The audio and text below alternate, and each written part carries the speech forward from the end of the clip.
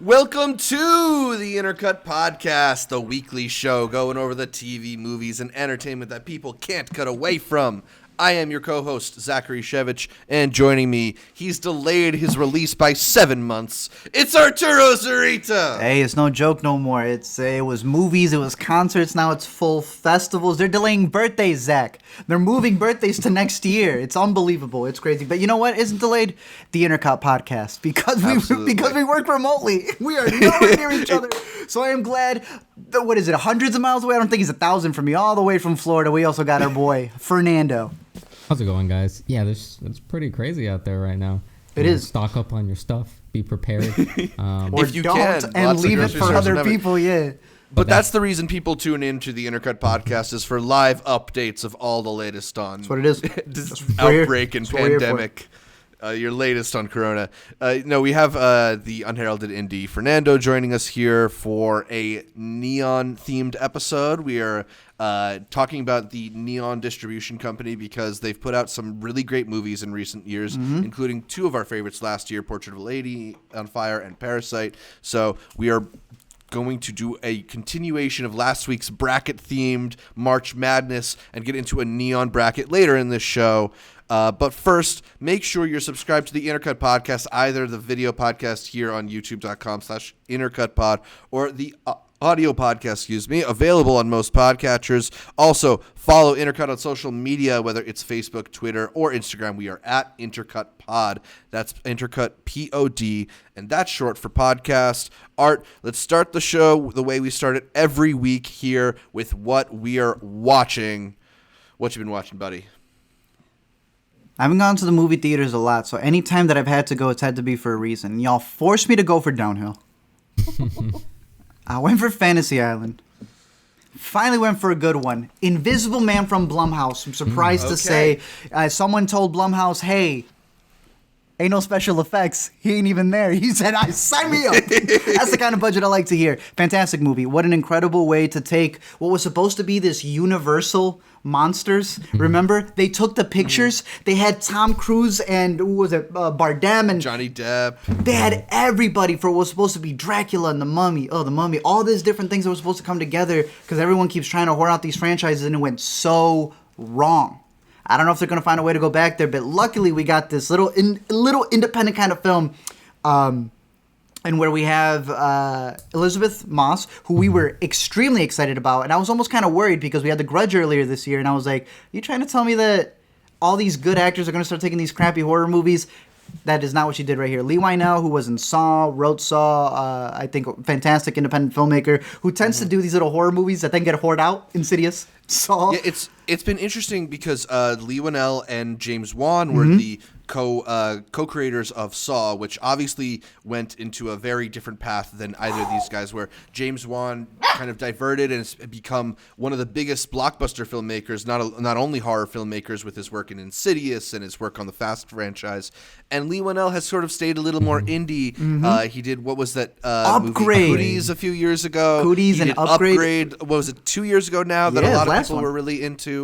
And Invisible Man here seems like a continuation of his work in horror that has been really good and maybe unheralded. Were you guys able to catch it? Yeah, I saw it. I'm not yet. All right, Zach didn't, but what did you think of it? Good? Yeah, I really enjoyed it. Yeah, I thought it was fun, and also the entire audience was into it for sure. I think the way that, because it's based on like the Universal Monsters property, right? The way that he was able to like modernize it, I guess, and bring like his sci-fi, like he's a fan of sci-fi, like upgrades like super sci-fi and touches on like technology and stuff, and the way that he modernizes it, I really enjoyed, and I thought Elizabeth Moss is fantastic. Killed it. Yeah, so she already has two really good performances this year.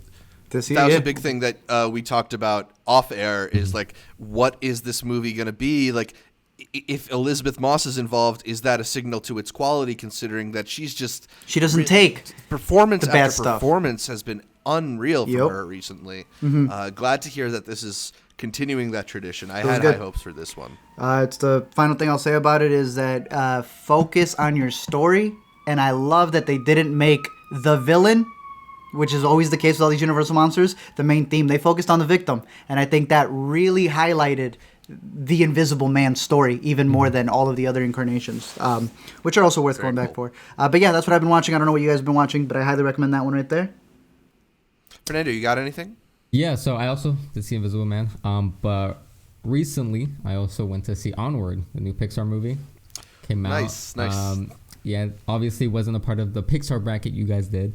But I actually really enjoyed this Pixar movie. You know, Pixar has like that up and down thing that they do. You know, like sometimes they have a Coco and sometimes they have more of like a Good Dinosaur. And this year, since they're releasing 2 Pixar movies, Onward and Soul, which comes out later, which I'm excited for. Yeah, I'm excited for Soul also, but people were kind of like labeling Onward early on as like the lesser, I guess. But it seems like Soul is kind of getting the like, is this going to be a best film feature. contender? And this is more of like fun Pixar. Yeah, maybe. And it is fun, but I also like, strangely enough, it like hit me like really hard emotionally. I think the story is really simple, but the fact that they add like the fantasy aspect of it and like the RPG aspect, I really love. I'm a sucker for that kind of story. And then Chris Pratt and Tom Holland like work together super well. Their voice acting is really good. Obviously, Tom Holland has had a lot of experience with Spies in Disguise and Doolittle, right? But no, in this one, like I think he embodies the character really well. Chris Pratt, I know, who is kind of problematic here and there. He does really, really good in this role as the older brother. And yeah, I actually recommend, if you guys haven't seen it, or if you guys were like kind of like, you know, not too curious about it, I'd recommend checking it out, because even our good friend Ryan, he said it hit him almost as hard as Coco hit him, which is a lot of praise to give. Jeez. Yeah. Considering we just did that Pixar bracket, what level of Pixar would you maybe put Onward at? Is it elite? Is it sub-elite? I would say it's near the middle. I think it's definitely better than like the Cars franchise, Brave, Finding Dory. But I don't think it reaches the Toy Story or Monsters Inc. Or Monsters it's not Inc., top tier like Monsters Inc., right? No, I think Monsters Inc. is better. Yeah, that's good. That's good to hear, Fernando. That's great to hear. It was good. Onward is good, and I agree. The message that they have at the end, I was like, y'all have that Pixar moment. And yeah, the voice acting was great, because I think they were actually in like the studio together.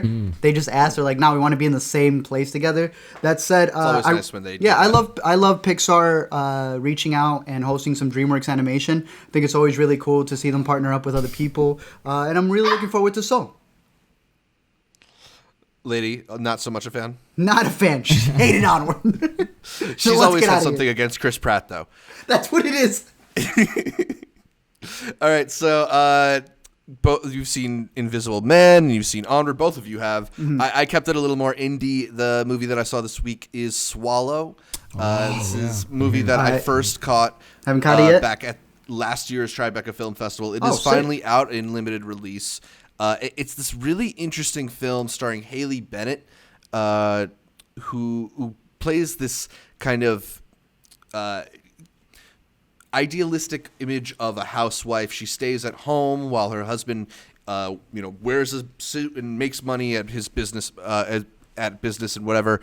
And she's stuck, kind of feeling the lack of significance to her life. She's just there to make sure things are in order for when he returns home from a day of work, and kind of filling that void, she starts to swallow different objects around her home.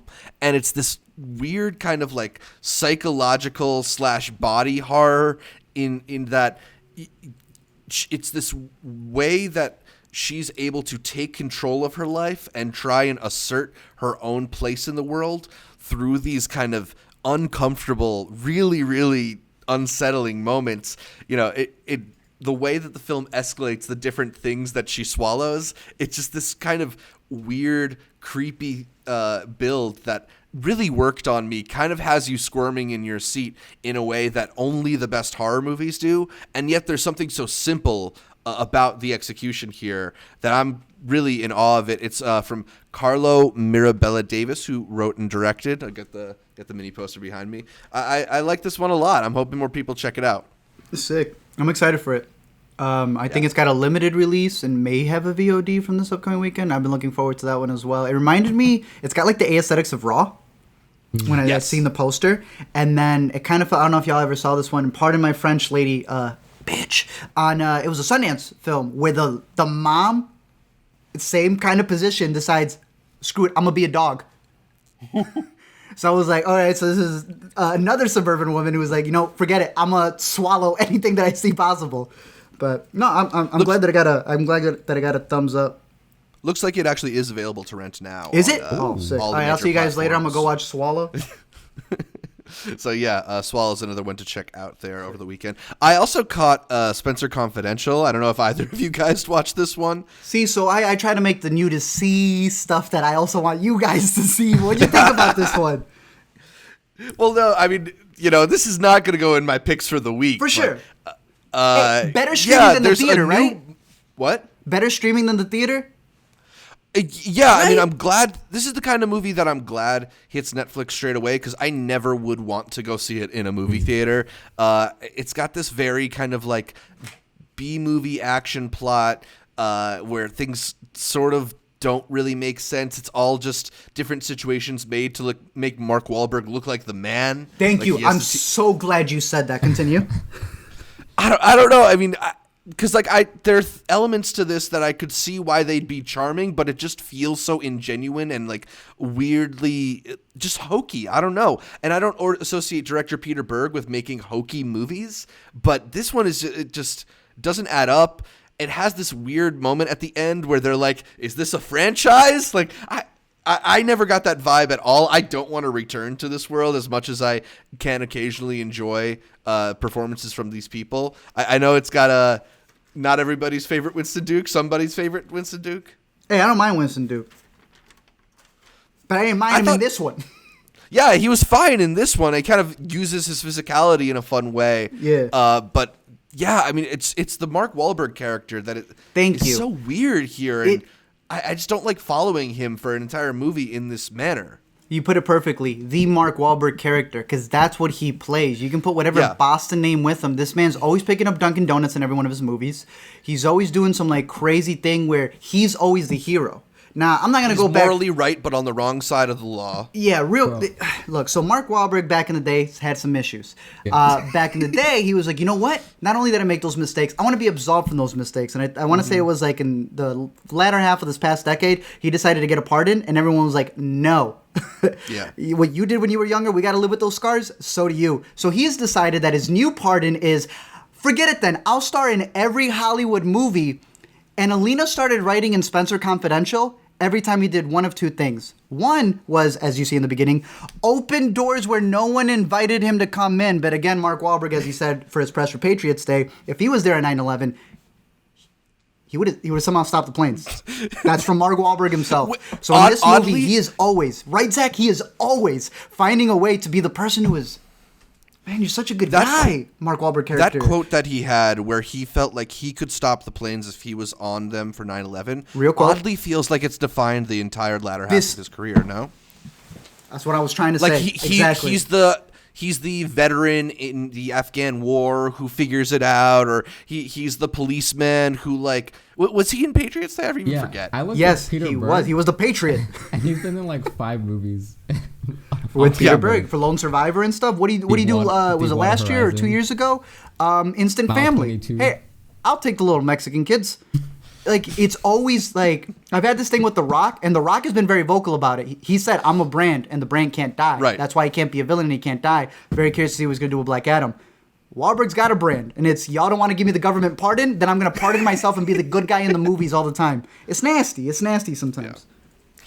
Yeah, so maybe a non-recommendation there on Spenser Confidential. But Yeah. let us know how you feel. Let us know what you've been watching in the comments on YouTube or by shooting us an email. The address for that is intercutpod@gmail.com. We are going to move on to Yay or Nay and break down the latest happenings in the entertainment industry.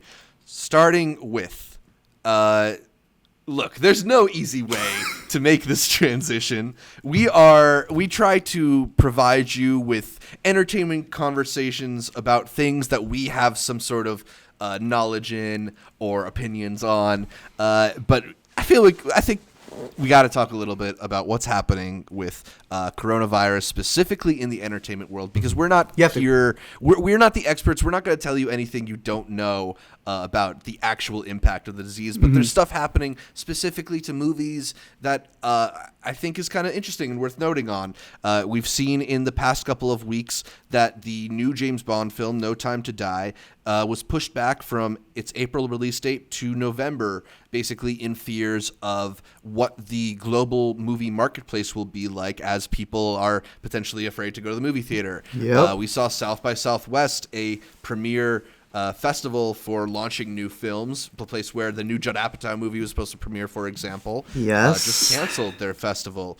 And we're seeing more and more different things impacted, from the filming of the new Mission Impossible, which has been postponed, to even some people are blaming a somewhat lackluster performance from Pixar's Onward on people not wanting to go to the movie theaters. So I guess this is more of a general question than a yay or nay, but what are the things that you're interested in or curious about or worried for when it comes to the next couple months, and what's going to happen with our state of entertainment? Fernando, I have a couple things to go off tangents on, but yeah, so I do find it interesting because, especially mentioning the South by Southwest thing, because obviously a lot of people are concerned about other film festivals that are high profile. Like, a lot of people are still waiting on Cannes, right?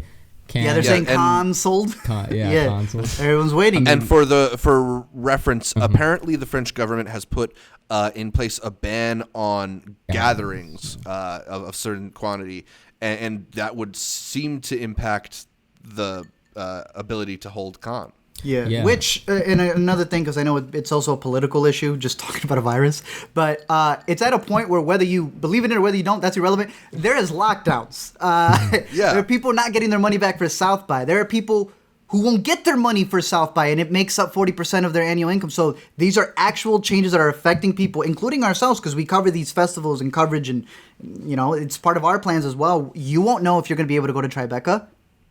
I know I'm not going to South by. It's things that affect, us to a degree, but to people on an escalated level that will affect their rollouts for their movies they've been working on and such. But go on, Fernando.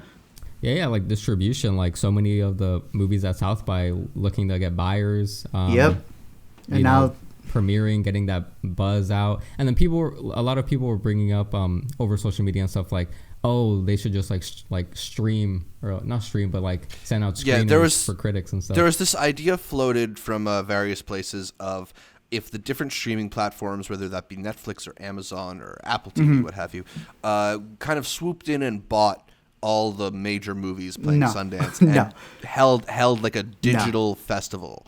Sort of ignoring that just requires such a that would require an investment greater than most of those companies are willing to make. That would require some kind of collaboration happening, and also that's think about how Lulu Wang talked about wanting to avoid putting her movie on a streaming platform because they bury indie filmmakers. Like, these are indie filmmakers who are really benefited by a theatrical release. So it just doesn't seem. Here's my take on that, because there's a lot of people who are losing money. The people who are working there at the festival itself. As a person who isn't that against digital screeners, obviously, especially when it comes to these indie filmmakers, let's put it that way. So if your movie's already hard to see, let's make it easier by giving people a screener instead of having to physically be. But it's a part of the press side of it. I think there is an ability to do something like that, and South by would be leagues ahead. Instead of canceling their 34th, 35th one, that becomes the pie. It's going to happen eventually. Yeah. That there's going to be a digital film festival. You would have been really dope being the first. Maybe this is something that will develop, in the coming months. Maybe this is something that like Fantastic Fest can think about if they have to. Unfortunately, But there's a fear, because it would also contradict meeting up in Austin when last year y'all just sent us the screeners. So I think that's another bigger issue as well. But Austin does a really cool thing. As we've been to Sundance at TIFF, they give you an actual place to go see the movies. You're in like a basement. In Austin, the way that they did it last year, they sent you a website. You log into the website and everything is timed out.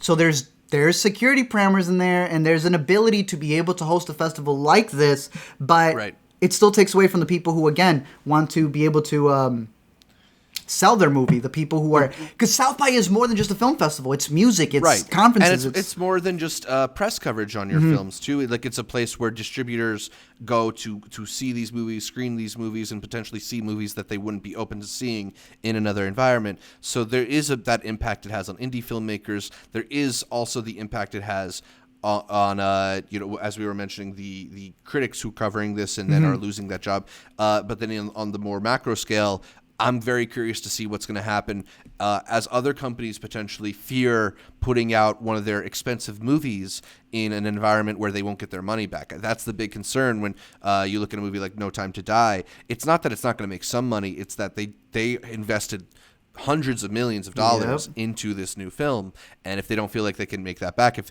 Marvel doesn't feel like Black Widow will make that back, Mulan. Mulan is done. Like it's going to be really interesting to see, and then the domino effect it'll have if there's all these movies just kind of like sitting, waiting the global marketplace to change. I don't know. It's very. I don't know if morbidly this is maybe a great time for Netflix and some of these streamers who are hopefully going to be unaffected, but as this also potentially affects production the way that it has with the new Mission Impossible movie, who knows what the dominoes are ultimately going to be. And it's a shame because entertainment's one of those things that's great to have in times like this to divert your attention. But and I don't know. There's a lot of marketing. One of the biggest reasons No Time moved was because, all right, there's still America doesn't think it's that big of a deal. But the Chinese market, there was a map that released the CO2 after they went into quarantine. And it's like, oh, yeah, no one's out. So what did they look at? All that green that represented CO2 was gone. Yeah, all that green was also going to be gone for their movie. They make all the money overseas. Go on any box office mojo for, they updated it so that you may not even get that. You have to pay for it. Yeah, but go to it. It's all overseas. All these global blockbusters. You're telling them to release it? Right. They rely on a global marketplace. Yeah, I don't know. And I like what you said about filming because they were filming in Venice for Mission Impossible. So now they either got to find another place, but that's also a really big deal when you're getting tax cuts. And those places provided you with that because they want income to come in while you're filming there. It's going to be really interesting to see the ripples of it. The last time I can remember something similar to a bunch of movies being held up recently was the Harvey debacle with the Weinsteins. And a lot of movies were left at that limbo. And some got releases, some got director's cuts, others didn't. But this is a case where it's global. Yeah. And I do think South by made the right decision. I think their claim was, we have 0 right now, but if the festival happens, and then there's 15 that get spread out, how can we live with that? And we'll see. Do you think that South by, because I was talking to our friend Andres about City it. of Austin. I want to make sure it's clear. South by didn't cancel. City of Austin canceled South by. Oh, okay. Yeah, that's important to know. Because I was thinking, like, did they ultimately cancel because too many people pulled out, or was it just like... Right. Something we haven't mentioned was that prior to South by actually canceling the festival, or as you mentioned, Austin sort of requesting that they do, Amazon had pulled out, Netflix had pulled out, and one by one, all of these major platforms were pulling their movies, pulling their releases. Issa Rae and Kumail Nanjiani were supposed to be there for the premiere of Lovebirds. Yeah, they said no. They both said nah. Bro, the comedy lineup came up last minute, right before they had canceled it 2 days later. Half of the comedy lineup, first of all, compared to last year's with Jabuki and the Broad City, it was half comedians, half film panels. No comedians wanted to come. So, you're right. I think you bring up a great point. At a certain point, just the talent themselves weren't going to go. Yeah. So, what's going to happen with all the other ones? We'll see. All right. So, we're unfortunately probably going to have to mention this on future Intercut podcasts, but we'll see what happens, and we're hoping for the best, obviously. And, we've been using the word interesting a lot just because it's hard to even articulate. Yeah. What's going on? This will be what we refer to back 5 years from now when we're doing podcasts. We're like, yo, remember how we reacted to this scenario? Yeah. So, wish for the best. No easy way to make that transition, but we're going to anyway. The podcast series Slow Burn tackled Watergate in its first season, and now the team behind Amazon's Homecoming is adapting it for TV. Oh, That's all I need to hear. Producer Sam Esmail is re-teaming with Julia Roberts on the new show, now titled Gaslit, which doesn't yet have a network attached, but Armie Hammer, Sean Penn, and Joel Edgerton are all involved to star. Apparently, Joel, along with his brother Nash Edgerton, will be directing the series. So, Art, yay or nay, you forgive Julia Roberts for not returning to season 2 of Homecoming now that she's involved in this project? Yeah, I do. I forgive her for that. I'm also very interested to see what they do because I'm not against Nash Edgerton, I believe was that his name? He did get him the Gringo one. Yeah, you remember that one? Which not so great, but he's done other good movies. He's done other good movies, and I do like Joel Edgerton and Sean Penn. Yeah, on TV now. On TV. All right, I'm excited. I like it. Fernando, you have any? Have you seen Homecoming? Even? I haven't seen Homecoming, no, but I know it's gotten a lot of buzz, and the fact it's good. It's very good. I don't know. I think it's interesting. Like we're living in the age where like anything's getting adapted. You know, Twitter podcasts, Twitter threads, PDFs. Yeah. So I think that's really cool. What's less interesting to me than this is an adaptation of a popular podcast for TV is that somehow this is the second adaptation of this podcast for TV. There's already a show called Slow Burn on Epix, which is essentially a documentary version of the podcast, and now we're getting a dramatized version of the documentary version of the podcast. Oh, I don't know. Interesting. I'm excited for it. Netflix is a joke. The comedy brand is launching a comedy festival in Los Angeles. Almost 100 performances from comedians across 20-plus venues over a week. It's part of Netflix's continued investment in comedy, particularly stand-up. But Art, yay or nay, this actually will help Netflix's growth as a destination for comedy. 100%. I remember we were there for the Aziz one in Denver. I don't know if that's the one that ended up making the final version or not, but they do a really great way of like handling the production of it. I know sometimes people have said that they take your phones away, then they take you in a school bus, and Netflix will take you somewhere else, and you won't see that chance documentary until 3 years later. But for the comedy ones, I think it's cool because it's for stand-up in particular, and the way that new directors have come in. Bo Burnham has directed some of the Netflix stand-up specials, and they find different ways to, it's not just a person up on stage anymore. It could be a circular stage. It could be different ways. And you use the audience to react to that. I think an audience plays a crucial part. And that's an obvious thing for stand-up, depending on how the audience is feeling you. So for them to really push these actual shows when a lot of the new stuff has been hybrids, which I'm not against. We just got a lot of hybrid. I'm a big stand-up guy. So we went through and we're going through a stage of a lot of hybrid documentary stand-ups where the first half is really my life. Now that you know my life, here's some stand-up. Yeah. It's cool. It's great. I've loved seeing it for the first 20 times. And then after that, I kind of got the gist of it. I like this. I like Netflix doing stuff like, oh, we don't like cinemas?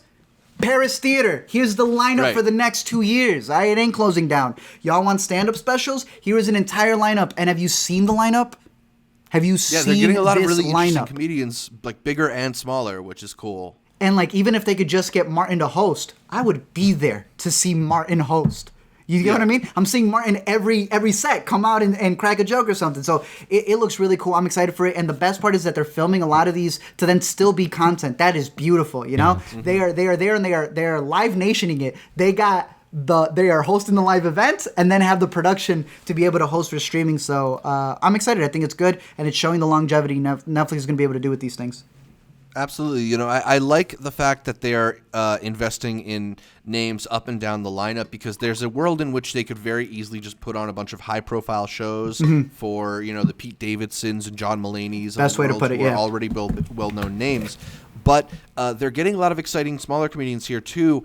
And I think what is good is that, or what is ultimately going to help Netflix, I should say, is they're putting this investment into comedians early enough that they will likely be able to grow with these comedians. Once like a Rachel Sennett or whatever is big enough to merit her own special, Netflix will be the ones who like put her on stage for Netflix as a joke. And that's good. You develop these relationships with these people. Particularly, you've seen some of these stand-up comedians like Ali Wong has really grown through her specials on Netflix. And you find one, and where are her other ones? all right there. They're building Right. a catalog with it. Yeah, it's perfect. It's beautiful. It's smart. You got to stay in the Netflix business, stay in the Ali Wong business, or what have you. I'm enjoying the plethora of comedy options that Netflix has, be it their different sketch shows now, which we've talked about, or their plethora of stand-up specials. It's exciting. That's about it for yay or nay, but we've got some more topics to hit in our next segment, the interview, where we answer questions posed by you, the intercuties. So be an intercutie and send us your question by leaving it in a comment on YouTube or hitting us up on social media at IntercutPod. We've got a few subjects suggested to us from Birdman Al. First of all, he asked if we ended up making it a Swedish Sundance a la our Midsummer Let Us Explain video. And no, thankfully, the only one who was existentially tortured during our trip was Fernando. We saved that. He also wanted to know if there was any follow-up to the famous Jet Jackson's absence from Disney Plus, for which I tried to do some research on this, but didn't really find anything, except for some speculation that maybe Disney doesn't own the rights to it for some reason. I put on Hulu.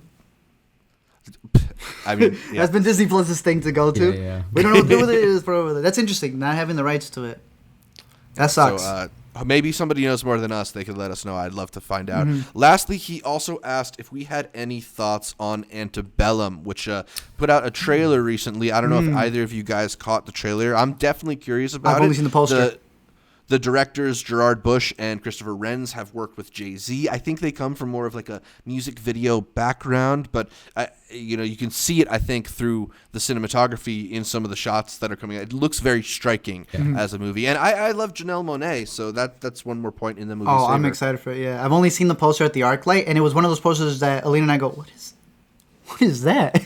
We looked into it, it was like, it's some horror movie, because there was a bunch. It was that one, and it was like the Hansel and Gretel, and it was like the Turning one. And out of all the horror posters, that's the one that stood out. I haven't seen the trailer yet. I don't know if it's too spoilery or not. Let us know in the comments. Fernando, did you catch the trailer? I haven't seen the new one. I've seen the first one a couple of times, like in theaters, and it's always like caught my attention because the story seems very, obviously it says from the producers of Get Out. So I'm guessing there's going to be some sort of like, some tie into like society and like, that sort of stuff. Racial issues. Yeah, racial issues. But yeah, I'm interested. Got Janelle Monáe as the star. Yeah, I love Janelle Monáe too, so I'm excited. Very cool. So yeah, hopefully we'll talk more about Antebellum on a future show. Thanks again to Blind Man Al for the questions.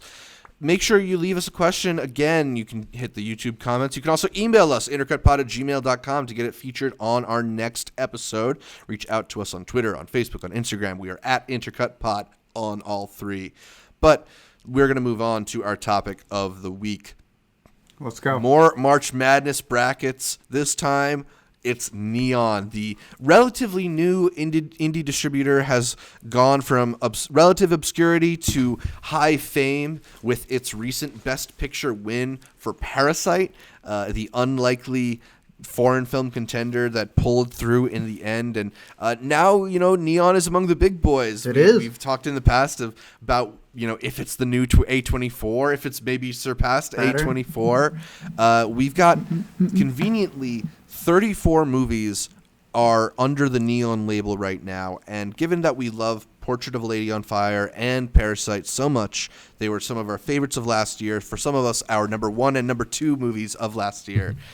We decided to name this bracket after them. This is the Portrait of a Parasite on Fire Neon Elimination Bracket. 32 movies enter, only one will remain. We are choosing the best Neon film. So we're going to try and breeze through these opening couple brackets quickly because there's a lot of movies to get through and we want to talk about the best ones. Let's open it up with, by the way, the seeds here are done in order of release date. So given that there are 2 Neon movies that aren't out yet, but some of us caught at Sundance, the opening matchup is Colossal versus Shirley. Do y'all have one? So, I actually haven't caught Shirley. Okay. Were you able to catch both it? of you did. I want to catch it, so I think I need to let you guys pick this one. All right, Fernando, what would you pick? I'm going to say Colossal only because I only saw 70% of Shirley too, because that was one of those that was my last movie of Sundance. I was gone. Yeah, so I'm gonna say Colossal just out of respect to Shirley, because I don't have like a full opinion on it yet, complete opinion on it. I got y'all, homies. All right, so what we got is Colossal, and we got ourselves Shirley. Colossal is the first Neon released film. This thing got picked up, I think, in Toronto when Neon wasn't even considered a company. It was a Chinese something. That's all they knew. Deadline said some company from China bought this out for a lot of money, and they don't know what they're going to do. Neon then becomes Neon, which we'll talk about a little bit later, probably in the second round, about their history. But this being the first one, Colossal screened at TIFF, at Sundance, South by, Fantastic Fest. Nacho Vigalondo wrote and directed it with Anne Hathaway. Funny guy, he's great. That said, though, this man got sued because he's always wanted to make a Godzilla movie with him in the suit. So what did he use for investors? He pitched them actual Godzilla footage. Yeah, he had to settle outside of court. That said, I do think it's a very enjoyable movie about Anne Hathaway, who's dealing with her own personal problems, some substance abuse issues. And there's a metaphor there where every time she crosses a park at 8:05 in the morning, however she moves, there's a giant monster on the opposite side of the earth that does the same thing. Yeah. I think the second half is completely idiotic. I think it's stupider every time I watch the movie. I don't see how you could argue for it. It's cute, don't get me wrong. It's a great short story that should not be longer than what it is. I have a quote here from Vigalondo himself. Okay, you have this problem with the movie. We can't do anything about that because that's what the movie is. And he's talking about the second half without spoiling too much. At all the screenings, you find people who feel wronged by the turn of a specific character. I understand where they're coming from, but I don't know what to do about it. That's what the movie is. Vigalondo, he was like, that's the movie I gave you, and that's it. I don't care what you have to say about it. He did shoot the movie needing CG and used no dots. So the CG team had no idea what to do with it. Compare that to Shirley, Josephine Decker, who won the U.S. Dramatic Special Jury Award for Auteur Filmmaking. You know we're big about that award. Let me put it to you this way. You've seen Colossal. Would you compare that movie? Would you put Colossal over Josephine's other works that you've seen? No. You know, Colossal is a really, I think, interesting twist on this idea of a monster movie. I really enjoy that aspect of it. I enjoy the central idea behind the central metaphor, but it's not like a great movie, and I'm very excited to see Shirley. I think Josephine Decker is a very inventive filmmaker. You know, we have talked a lot about Madeline's Madeline on this show. I like Thou Wast Mild and Lovely. So I'm happy to let you award this to Shirley, even though haven't seen it. Now, someone who saw 70% of Shirley, let me tell you, Fernando, who's got the better acting right here that we're going to remember? Elizabeth Moss? Yeah. I was just going to say. Or Anne Hathaway. What I saw I'd say Shirley. Maybe the sound is what Shirley has it, but in terms of the script, in terms of the directing, in terms of the rewatchability to catch something else, you're going to be like, I ain't catch that in Shirley. In Colossal, you're going to be like, yeah, that one don't make sense either. So I ask you, all right, so we're going for the Marty Scorsese executive producer Shirley? Yeah. Yeah, we're going to go with Shirley here in that first matchup, even though it's sight unseen on my part. Moving on to 16 versus 17, Bodied versus Vox Lux. This is kind of like a music-adjacent matchup here with the battle rap movie Bodied up against the Natalie Portman as Lady Gaga-ish pop star in Vox Lux. I got to go Vox Lux here, though. Vox Lux, yeah. All right, let's say goodbye to Bodied. Matchup. With a budget of $15 million and only made $100K before going to YouTube Red. Joseph Kahn, who, by the way, did Say My Name, the music videos. Say My Name, Eminem's Without Me, Womanizer, Look What You Made Me Do, Bad Blood, Blank Space. He also did the Power Rangers short. If you remember, that he got a lot of trouble with on YouTube. He made this one. It was a rap, freestyling, and they got a lot of people who do battle rapping, and I was very excited for it. Someone who actually watches along with battle rapping and knowing a lot of people up there. Vox Lux, thank you, Bodied. It is on YouTube. It is a YouTube Premium movie, so I think you can catch it there if you wanted to. But thank you for your service. Yeah, the number 9 matchup versus 24, Borg versus McEnroe versus Wild Rose.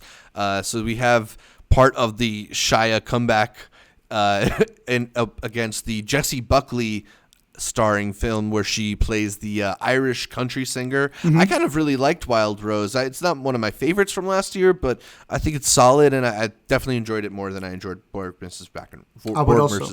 I would also pick Wild Rose. I think Jesse Buckley's performance.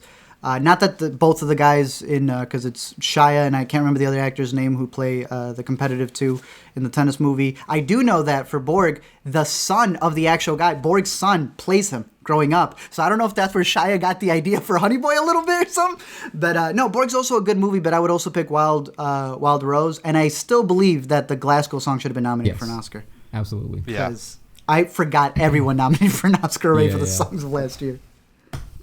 All right, so Wild Rose moves on. Their next matchup is Gemini versus Honeyland, the twice Oscar-nominated Honeyland. My vote is definitely for Honeyland so here. easy. I haven't seen Gemini, though. I'd be Honeyland either way. Honeyland's so good. Double Oscar Gemini. nominated. Yeah, that's Honeyland. I picked Gemini. Yeah. 2v1. That doesn't spite of it. Yeah, Art's overruled here. And Honeyland. We'll see how far it can go.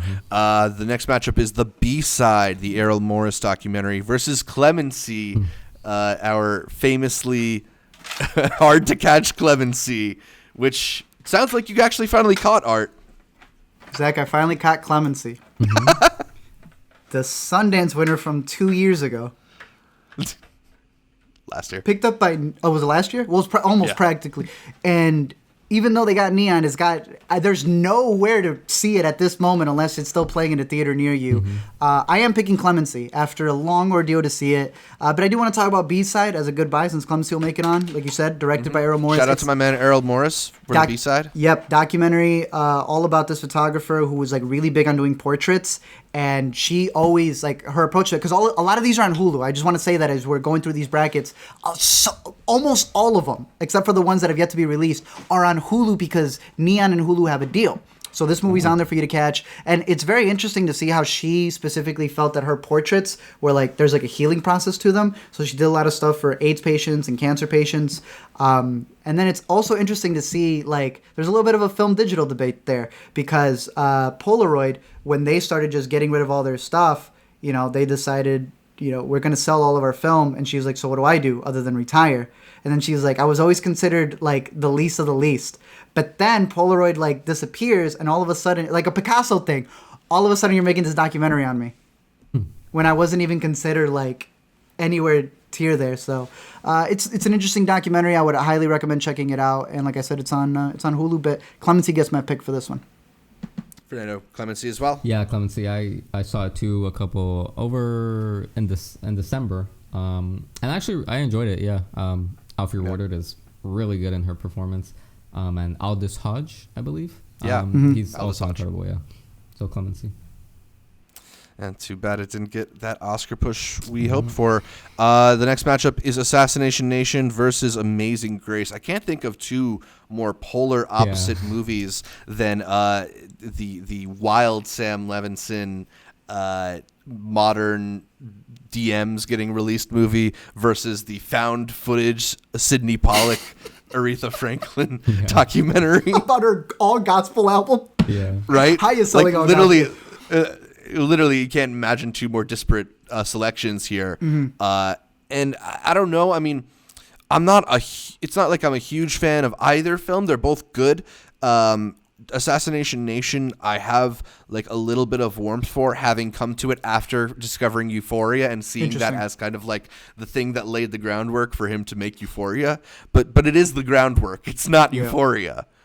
I would also pick Assassination Nation. I recently saw Amazing Grace, and I think that's what Kanye thought he was going for with his little IMAX movie, because this one was shot by Sidney Pollack years ago. I think it was in the 70s or something. He got 20 hours of footage for it, for Aretha Franklin's, like, it was 2 nights where she was just recording this thing, and the whole documentary, I don't know, Fernando, were you able to catch it? No, I haven't been able to see it, no. Also on Hulu. It's just her singing with the choir and everything, and you are in there. Problem was in the 70s, they didn't have a clap, they didn't clap it, so none of it was synced until years later. And then when they got it ready in, like, 2011, she sued him. Don't release it. He's like, okay, I'm going to try it again in 2015. Sued him again. It wasn't until Aretha Franklin passed that they were able to release the movie. because her family allowed it. So that was is really interesting to see how that happened. But again, I would pick Assassination Nation. But Amazing Grace, I think, is a really cool look at like kind of the recording of the album. And I think that's what Kanye wanted to do, especially since they were both covering gospel. But whereas Kanye got the weirdest angles that were just from like a choir person's chin from the bottom, you actually got to experience the recordings, the malfunctions that they had, and the whole sound of it. So shout out to Amazing Grace, but Assassination. Yeah. Fernando, you also going to Assassination Nation? Yeah. I saw Assassination Nation when they came out in theaters, and I wasn't like crazy about it, but I appreciated the like sound, his like crazy, his like wild imagination. There's some bold filmmaking in that. Very movie. bold. Yeah. And I know a lot of people like really love it. Yeah. All right. Shout out to Chase, Lover and Assassination Nation. Loves it. Our next matchup is Sharp Edges versus Little Woods. Art, you're the only one of us who's caught Sharp Edges. Do you want me to say it's goodbye? Because I am a Little Woods. I'm going Little Woods. Go ahead. Sharp Edges, as we learned right before this podcast, was released in Neon is founded 2017. Yeah, Neon was founded 2017. This is a doc from, again, just like Amazing Grace from the 70s. This is from 1986. A friend of Tanya Harding recorded this like under an hour documentary that was really just supposed to be footage. They hired her to do like a reel, so for sponsors. This is 8 years before the incident or everything that we know from I, Tonya came from. The people who made I, Tonya actually saw this mini documentary. The footage was kind of like lost. They had a little premiere back in the day, but Neon picked it up. So 1986 was when it was recorded. They released it in, what was it, 2017? 2018, something like that. And it's really interesting. I think Netflix did something similar with a movie called Shirkers, where that was lost. Watch the trailer, you'll realize how the footage went lost and how they came back to redoing that movie years later. It's really interesting. Like I said, it's under an hour, and it really shows you how Allison Janney got the behind-the-scenes inspiration to like really hone in on the performance that won her the Oscar because of Tanya's mom. But really cool documentary, also on Hulu. Interesting to see how they like you can go back and purchase old stuff and just re-release it, but I gotta go with Little Woods, and I'm gonna talk about that on the next one. All right, so I'm also going with Little Woods, although we gotta catch up with Sharp Edges. The next matchup is pretty interesting. It's Ingrid Goes West versus Little Monsters, the social media horror tale, I guess, in a way, versus zombies attacking a kindergarten class. For me, I think this is clearly Ingrid Goes West. I know we have some Little Monsters lovers in our group, but I think Ingrid Goes West is such a interesting and twisted view of modernity and our unhealthy relationship with social media. It also has the best Aubrey Plaza performance I saw until we saw Black Bear at Sundance. So yeah, my vote goes for Ingrid Goes West. I don't know if that's going to be echoed, Art. Fernando. I kind of hate Ingrid Goes West. Damn, talk about it. Yeah. Go. I just remember watching that movie and just feeling like I was annoyed. I did not like Aubrey Plaza's character at all. Like, I was just like, it's like, there's a couple movies. I think you're supposed to. I know you're not supposed to, but I don't know. I just felt like with Elizabeth Olsen's character, I didn't like any character except, what's his name? Cuba Gooding Jr.'s son, right? Oh, no, Ice Cube's son. No, Ice Cube's son. Yeah. I thought he was the only enjoyable part of it. I didn't feel like any of the like, I don't know. I just did not like that movie. And I really like Little Monsters. Like Little Monsters was one of my in the top half of my Sundance from last year. I think Lupita Nyong'o is so good in that role. I've seen it a couple times now, and it's just like really enjoyable. Yeah, I'm not a fan of Ingrid Goes West. I also really, really like Little Monsters, the behind-the-scenes story to it, all the like what the director brought into it as a love letter to his kid, how it's a comedy, a horror comedy. I think Lupita Nyong'o's performance is fantastic. I think it's one of the better ones of the year that she did for that year. That said, the two men get more annoying every time I watch Little Monsters. And Ingrid Goes West, every year, I think about it more and more with what it has to say about social media and the balls it has for that ending. That is a ballsy ending. Yes. That is a ballsy ending, bro. That's a ballsy ending. I thought Little Monsters was going to have a ballsy ending. They did it. Doesn't take away from it because it's still a cute movie and the premise of it. And this is one of those cases where Ingrid, just by a little bit. I'm sorry. It's just by a little bit. And just so you know, I've already highlighted everything beforehand, so my mind has been made up unless some of y'all convince me. But I've had it for a bit. It's Ingrid over Little Monsters just by a little bit. It's one of those movies where I haven't wanted to watch it since I saw it the first time because I just like did not it's like effective. it. But maybe I might rewatch it again at some point. I just remember like I don't want to spoil the movie, but the ending when the ending happened, I was like, I didn't feel bad. It's crazy. I know. I'm aware. Yeah. Yeah. I don't know. Okay. I think this one will live a lot longer. That's what I'm thinking. I think a lot of people have dismissed Little Monsters. I really enjoy it, but I can't really say like, hey, do y'all want to see Olaf be even more annoying?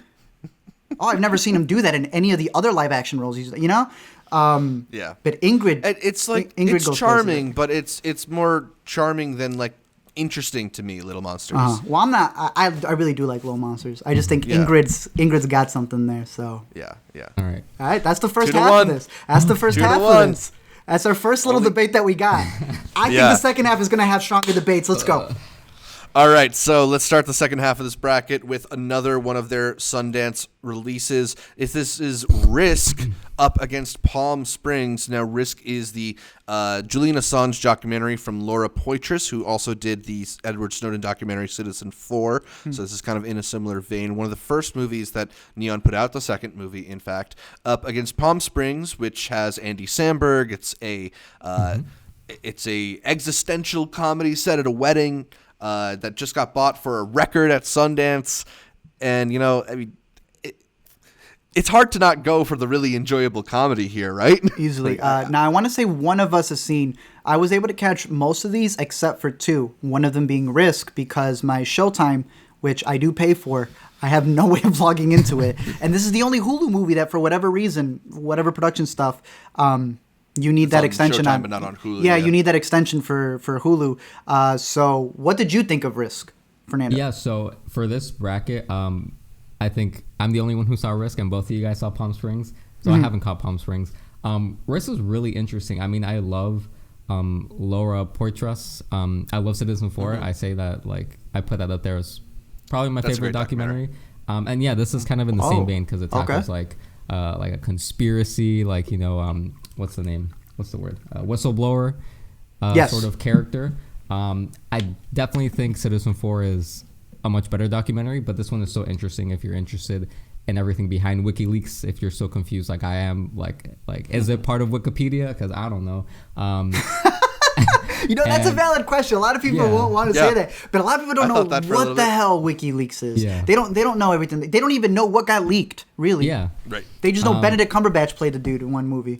Yeah, so I actually like did some extra research on this movie, and apparently there's some like conflicts between the cut. So when she was filming it, like her initial idea of it was to kind of portray Julian Assange as like kind of like a bad person, or like, kind of like bring up conflict between the viewer and him, as like, oh, is what he's actually doing correct? But then she went, especially because he's had some like history with like harassing women and stuff. So she was kind of like put in a tough position. But then they reworked the film for when it premiered at Cannes to like kind of make the audience feel more like empathetic towards Julian Assange. But then there was this whole other conflict that came out with someone that he works with about him like harassing someone that was working on the film. So it kind of put her in a tough position, but she does angle it more towards how she angled Citizen 4, because she herself goes through her own problems with like the government and stuff, trying to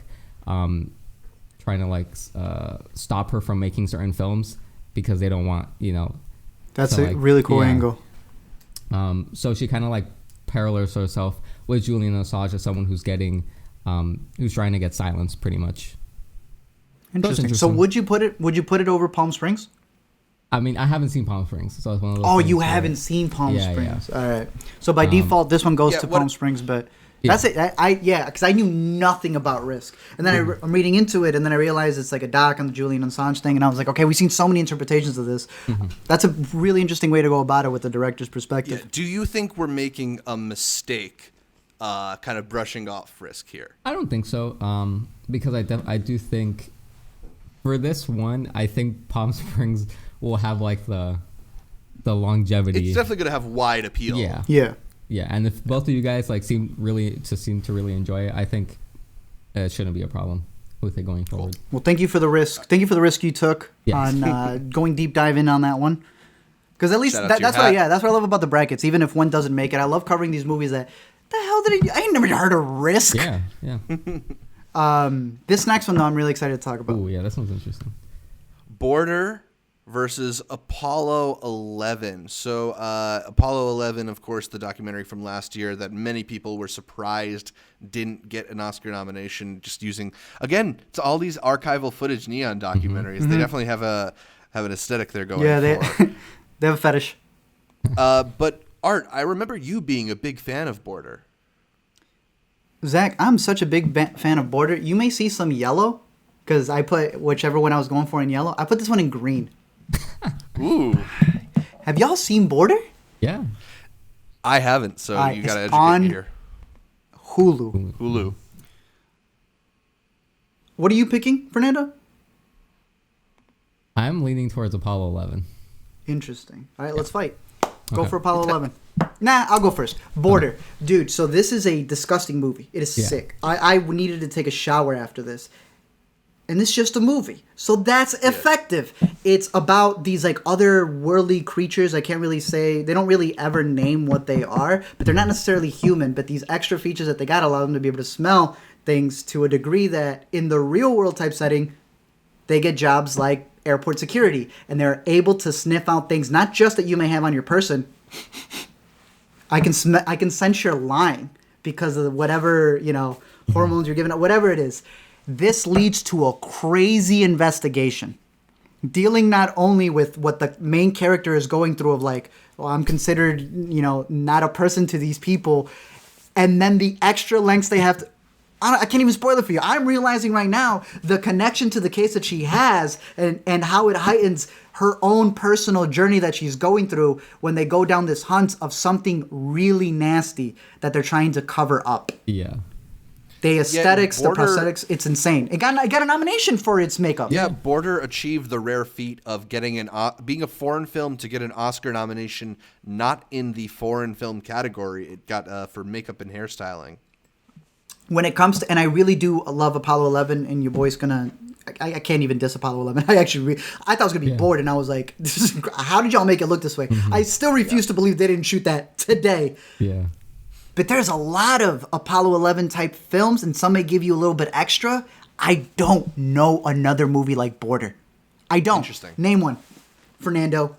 Hey, why you gonna put me on the spot? Okay, so. Because you're going for Apollo. Yeah. What's your argument in favor of Apollo? I'm the same way. Like, I can't diss Border. I actually think it's like a highly like super interesting like concept and like original idea. And I agree. It's so disgusting that like the end, like as it starts to go towards the third act, you're like, what the hell am I watching?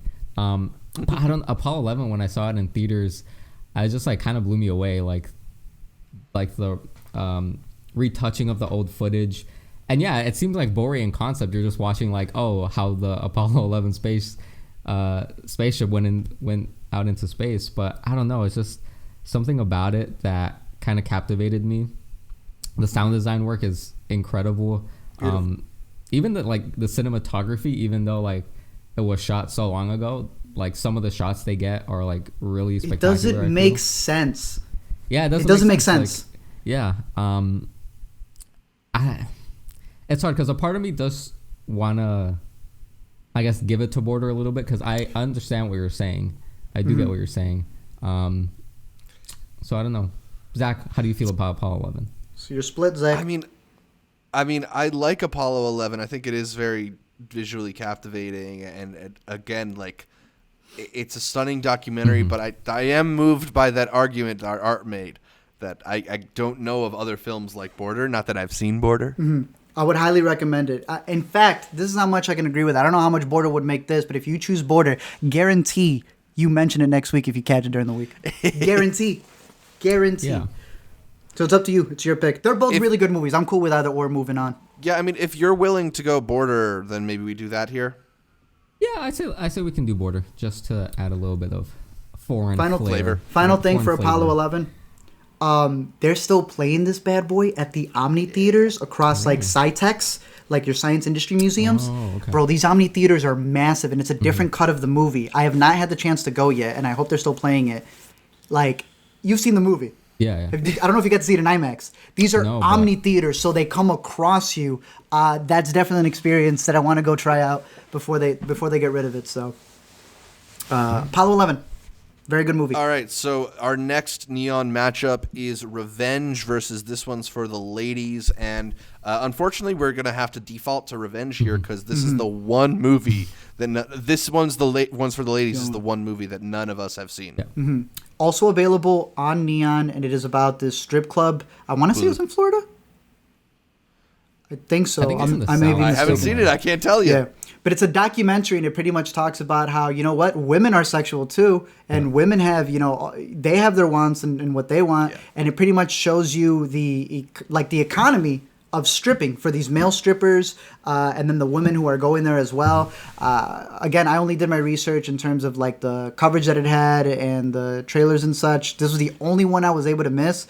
A lot you of were people saying this one was not that well reviewed, but also maybe not the right audience reviewing it. If y'all watch Intercut, you know I'm reading this and I was like, all right, you ever read a criticism and you're like, don't sound like you got it. Yeah. Yeah. And then you read the name and you're like, I don't. And then you look at the trailer and then Don't you look at think the this movie's critic. for you. I don't think this was for you. So this is one that I personally do want to catch for next week and give my input on it for next time.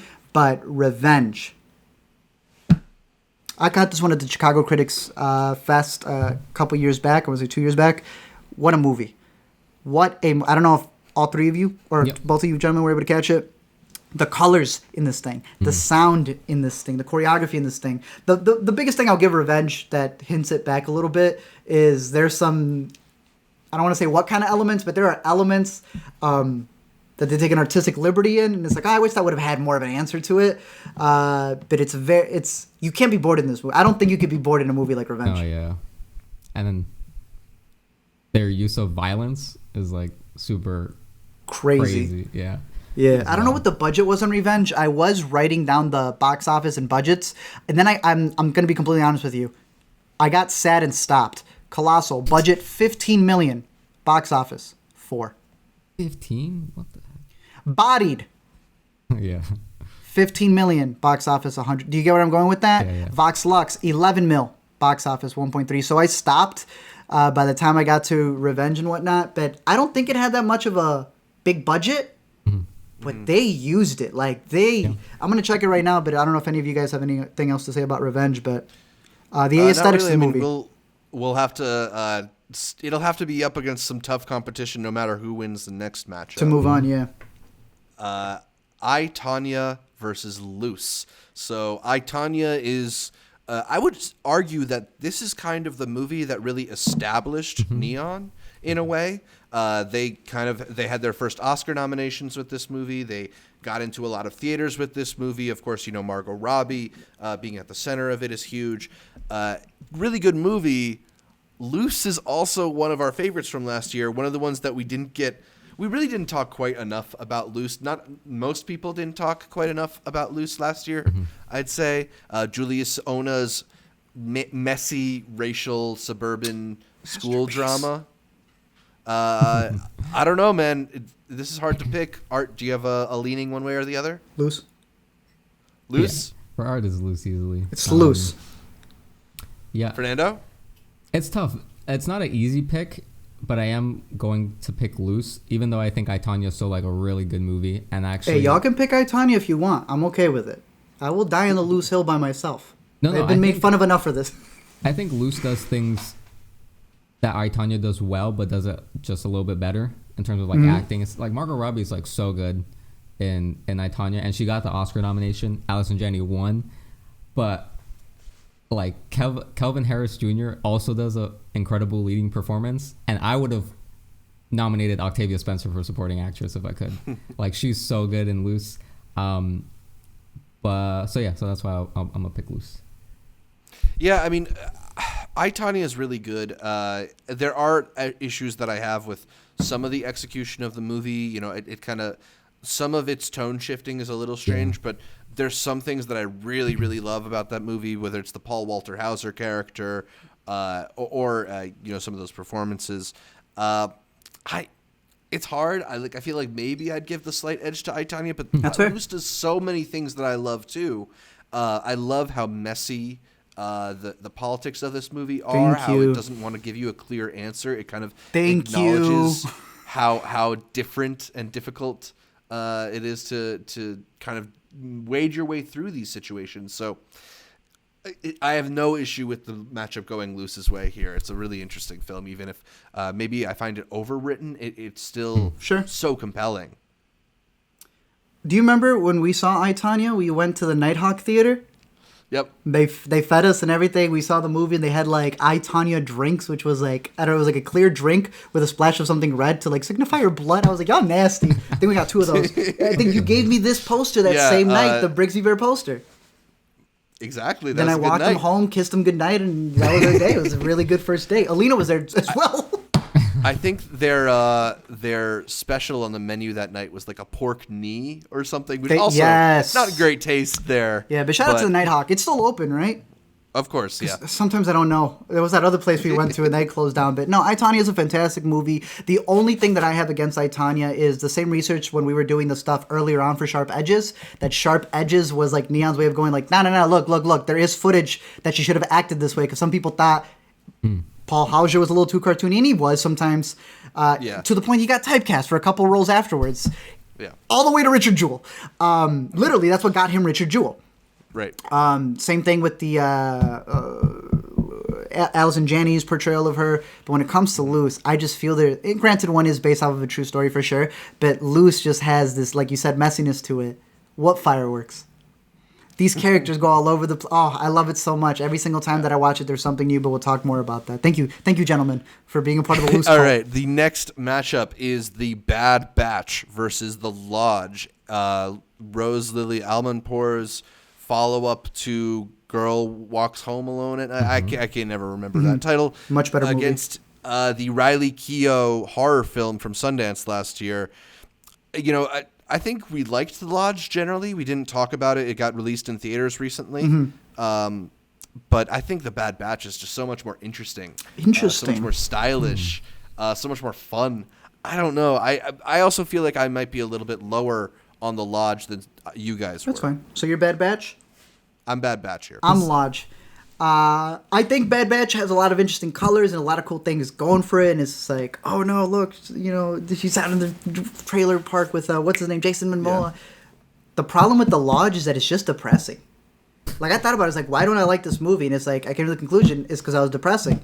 And it was yesterday when I was reading Nacho Vigalondo's tweet or message about like, well, I can't help you if you don't like what happens in the movie. That's what happens in the movie. I cannot change the characters. And I was like, you know what? There's a lot in The Lodge that I like. And to this day, I still consider it a mini Hereditary for reasons that if you've seen The Lodge, I think are so apparent. And it just crosses it by a little bit. I'm a bigger fan of the filmmakers behind The Lodge and the other previous stuff that they've done. And I think that showcased more with this follow-up than... what's the director's name for Bad Batch? Who did Girl at Home at Night? Rose Lily Almanpour. The follow-up for The Lodge, I think, was better than what she did for Bad Batch, in my opinion. I also really like putting Fernando in this position. Fernando. Yeah. So this one's interesting for me because I think this is the battle of like 2 really mediocre movies. I'm not crazy about either of them. Okay. I saw The Lodge at Sundance, and it was like towards like the bottom, like middle of my list of what I saw that year. The Bad Batch, though, I saw, and I had no idea it was the director of A Girl Walks Home Alone at Night, which I saw afterwards. I actually saw it pretty recently. So when I realized it was her, that was her follow-up, I was like really disappointed. I was like, what the heck? Like, what was that? Right? Thank you. So I'm going to say The Lodge, just because I do like the aesthetics of it. I think Riley Keough does a good performance, even though I think it's not like scary at all or like does anything very exceptional. But I liked it a little bit more. I remember The Lodge more than Bad Batch. Cool. Our 14 versus 19 matchup is Monsters and Men versus The Beach Bums. So this is the Ronaldo Marcus Green modern story of policing and communities versus Harmony Korine's Matthew McConaughey bummy adventures. I don't even know how you want to describe it. To me, this is probably Monsters and Men, I feel like. But I know Fernando's a big fan of The Beach Bum. The Beach Bum is so good. I remember watching this and saying this is like the closest we might get to a live action. Like, I thought it was like Grand Theft Auto. Like, it's just like all over the place, like chaos. Matthew McConaughey is so good in The Beach Bum. I love the bit with what's his name? Martin Lawrence. Oh yeah, Stop. Bro, that is so funny. That was so good. And yeah, even the Zac Efron character was really funny. The panini. And Isla Fisher playing like supporting like Matthew McConaughey's wife, I thought was really charming. And yeah, I don't know, like I haven't seen it since I saw it in theaters, but I kind of want to see it again just because it's a really good time. Yeah, I actually really like it. And I'm not like, I haven't seen that many of Harmony Korine's other movies, but I know he likes telling these like really chaotic stories. And if they're anything like The Beach Bum, then I might see the rest of his filmography. Art? I don't hate The Beach Bum. I don't love The Beach Bum though. There's a lot of scenes in The Beach Bum where I was like, yo, this is really funny. And then there's another stuff in The Beach Bum since I followed Harmony Korine where I was just like, you're just seeing how much you can get away with. And that's literally how we introduced the film at South by Southwest, along with poster cards, so you can sniff along with the movie. It was weed. I was like, how'd y'all get this? and they had a bunch of the other ones for the smell-o-vision. Like, I was like, okay. Interesting, fun movie. But at Sundance, I caught Monsters and Men. And let me tell you about this movie. This is I don't want to call it a masterpiece. This is one of my must-watches of that year. I absolutely love the director. I love the 3-act structure that this movie has of going from the person who gets put into the scenario to like how it gets escalated from the police perspective. Played by, what's his name? It's gonna John David Washington. So good, right? This was at that period, right before we all knew him for Black Klansman, and this is right in that period because the third act, blow up period. Yeah. So the first act is your boy from he's about to be in the Heights. Yeah, Anthony Ramos. Right? He's the first person who gets put in the scenario of the police interaction. Then you got the middle part, which is who do we just say? Washington. John David. David Washington. Yeah, he is dealing with like, I'm a police officer. And y'all gotta understand, I'm a black police officer, so y'all have to understand my perspective when I'm in these scenarios. It's not just what the camera footage tells you to. Very great discussion from the director about that as well, because he disagrees with the character that he wrote, but he's trying to find his perspective. And then the last act is our boy Luce, Calvin Harrison Jr. coming in and wanting to be a part of the protest, and his father saying, like, I get it, but I can't lose you. And there is just... I don't even see, like, I get why they're put together, but there is no comparison between Monsters and Men and The Beach Bum. There's no comparison. Monsters and Men all the way. All right, so we're going Monsters and Men here, but shouts to Harmony Korine. Fernando, catch up with some more of his movies. I'm very curious to know your thoughts on Kids. Yeah, because he's got some really fucking crazy stuff. Gummo. I think Beach Bum's crazy. Whew. Matchup of two of the higher profile neon documentaries. 3 Identical Strangers versus The Biggest Little Farm.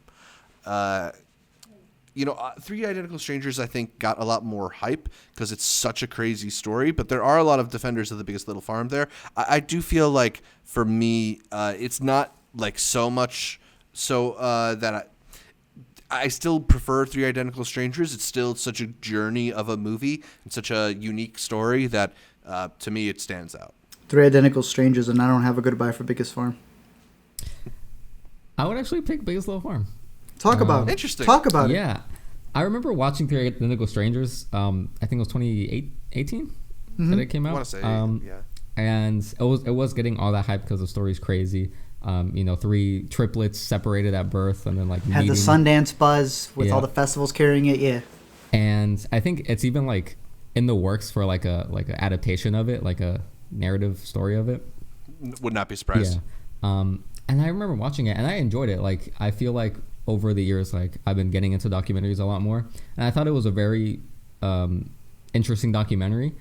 I just never am like super crazy about like sit down documentaries where like, they're interviewing people versus Biggest Little Farm. It's not really like cinema verite either, where it's like you're a fly on the wall, but the way they like structure it, and it's just like the story of this couple who got evicted, and then they were like, let's start this crazy huge farm, and like the troubles and tribulations they go into, like, you know, starting it versus like the environment and how, you know, like humans versus the environment.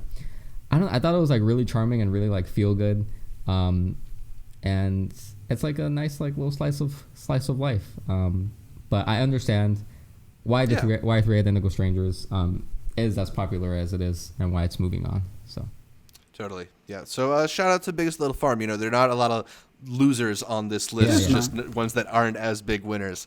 Our last first round matchup is Beach Rats versus Monos. We have Eliza Hittman's pre-Never Rarely Sometimes Always movie up against the I think this is the Colombian entry for Best Foreign Language Film. Yep. And one of the most beautiful looking films of the year as well. Yes, absolutely. So I don't know. This one is a little tough for me because I'm mixed on both. Interesting. Okay. Yeah. I was not as big of a fan of Monos as some of the people in our group. I think, you know, it is a very visually striking film, but I wasn't as engaged with its story. Whereas Beach Rats, I think it's just like such a compelling vision, even if it's such a lived-in world, even if it's not necessarily like that engaging. I agree with you. Yeah. If we would have had our boy Andres here, he would be fighting for Monos. If we had our boy Chase here. And if we had our boy Chase here, he'd be fighting for Beach Rats. For Beach Rats. And so who do we love more? In terms of the movies, I do think Monos has a visual aesthetic that I fell in love with more than the story in Beach Rats. And I'm sure if I give Beach Rats another watch, and we had Chase on here fighting for it, we may think a little bit differently. For me personally, I'd go Monos for the performances, for the way that it's shot, just the escalation of the story and what happens in between. Like, you know, you go from a bunch of kids who accidentally killed a cow, and now it's like where they end up with towards the end of it. Right. You know, they go through like this whole literal journey in the woods. Beach Rats is also a fantastic movie, and I think if we had Never Rarely here, we'd be on the second round already. But for me, it's Monos. I don't know about you guys. Fernando, are you as split as we are? No, I think it's easily Monos for me. Cool. Beach Rats, yeah, I don't know, like, I like the filmmaking of it. I think she's really talented, and I'm really excited to see Never Rarely. I just feel like towards the end, it kind of, like, fell off for me in terms of, like... Totally. Yeah, where Monos, I mean, it's super striking. It's, like, some of the most beautiful cinematography, as Art was saying. And I really like the story, too, because it's also, like it's a war movie, like, in a sense, but, like, very different than your, like, typical war movie. So yeah, I'd pick Monos. All right, happy to see Monos go into the next round here. That's the end of our first round bracket. So only good movies here on out. Let's start it off with Shirley versus Vox Lux. Now, I mean, I'd go Vox Lux here, but I haven't seen Shirley. I'm really excited to see Shirley. I feel like I'd vote it had I seen it. Maybe. There would be a really good discussion here if you would have seen it. We would have argued over this. But you've seen both, and I think you're a fan of both, so I think we need your guidance, Art. Vox Lux, I think, is a damn perfect masterpiece if he wouldn't have botched it at the end. In my own personal opinion, I still gotta give it to... I'm very torn here, but I gotta give it to Vox Lux over Shirley just a little bit. But the Shirley people out there, I got nothing against it. But Vox Lux is damn near a masterpiece. I'll continue after what you guys have to say. Interesting.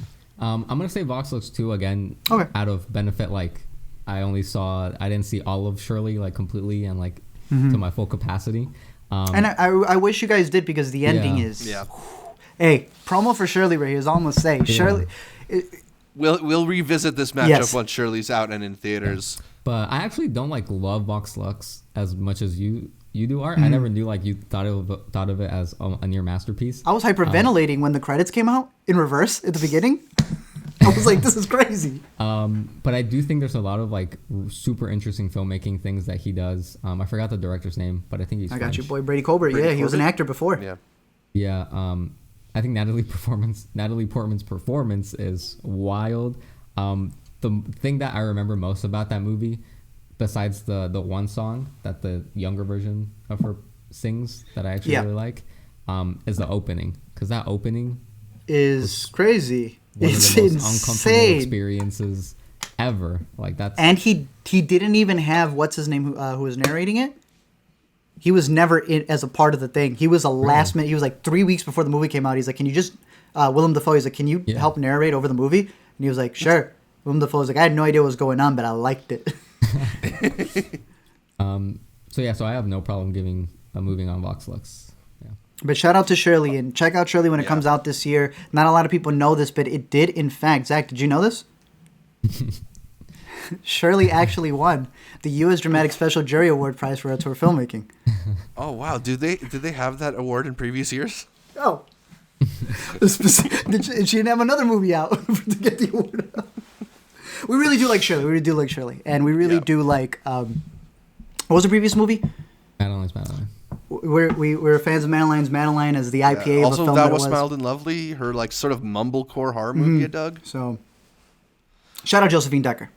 Our next matchup is between Wild Rose and Honeyland, and as much as I do like Jessie Buckley's trials and tribulations of becoming a country star, I am blown away by the story of environmental impact and in Honeyland, the like way they kind of take one bee farmer's life and turn it into this allegory for the world.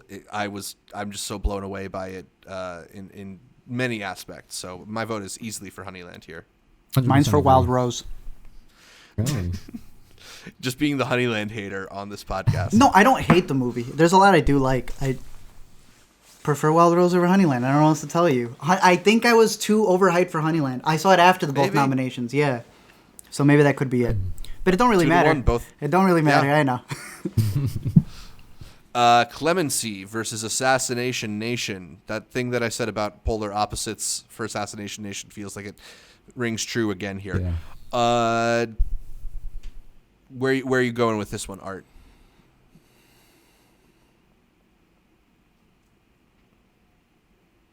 It's tough, right? It is.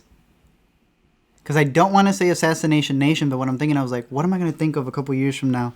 And I think that there will be better versions of Clemency coming out. Oh, yeah, Just Mercy did come out. And Assassination Nation ended up creating an incredible TV series known as Euphoria. And it has a shot in it. Is it too raw? Is it not developed enough? But that's the point of that. Yeah, maybe. You know, that's like the point of that. And the same thing. I'm not going to deter from Clemency because I think it does an incredible job following Alfred's performance and like what she goes through. It's very Possessor-like. I know that's only something you guys are going to get in the way that she's like dealing through all of these capital punishments. And it's like, of course, it's going to take a toll on you as well. Then you get Hodges' character who, like, first of all, Aldous Hodges, like, he also killed it in recently. This man is an actor. Yeah, really good. It's a fantastic film. I really wish they wouldn't have botched its marketing and just its release. I have no, like, you take Sundance. Maybe it's just but don't take that away from Clemency. No. I'm commentating on the Sundance curse almost. Clemency wins. What was the one previous to Clemency that we were all, I'm sure, Miseducation of Cameron Post, and we're like, how are these things winning when back in the day, a Whiplash, these things would grow? What won this year? We're hoping big things for this year because it's Me Not E. You know? Yeah, exactly. But that's, again, not to take it away from Clemency. I just think that it showcases something about the movie where it could not compete in its own genre of storytelling, which is, again, a marketing thing you do have to go about it, and it lost to Just Mercy. And I don't think Just Mercy is a better movie because it does a lot of overacting that this one doesn't. It really retains it back. But I think Assassination Nation's filmmaking, I think, for me personally, stands on it. But I can see a lot of people arguing for Clemency. I also play a bracket game, and Clemency and Assassination ain't winning the next one, so continue. Fernando? Yeah, it's tough because I think both of them do respective things like really well. This will also be a very hard matchup for Chase because he loves both of these movies. He did. Right. He'd pick Assassination for the housing. For the house, there's also another scene in Assassination Nation which I still remember because in the theater I was like, whoa, was the principal scene? Yes. When he's giving the speech, I was like, whoa. What was the scene you remember from Clemency?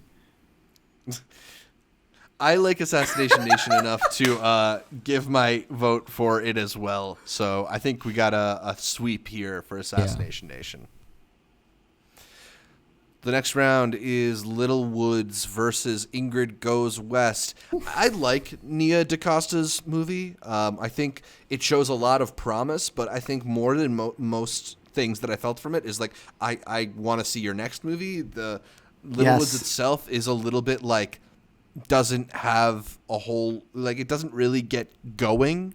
I think it's got a great performance from Tessa Thompson. Riley Keough's her sister in that, right? No. It's what's her name Lily from James. Cinderella? Yeah, Lily James. Lily James, right? She's also good in that.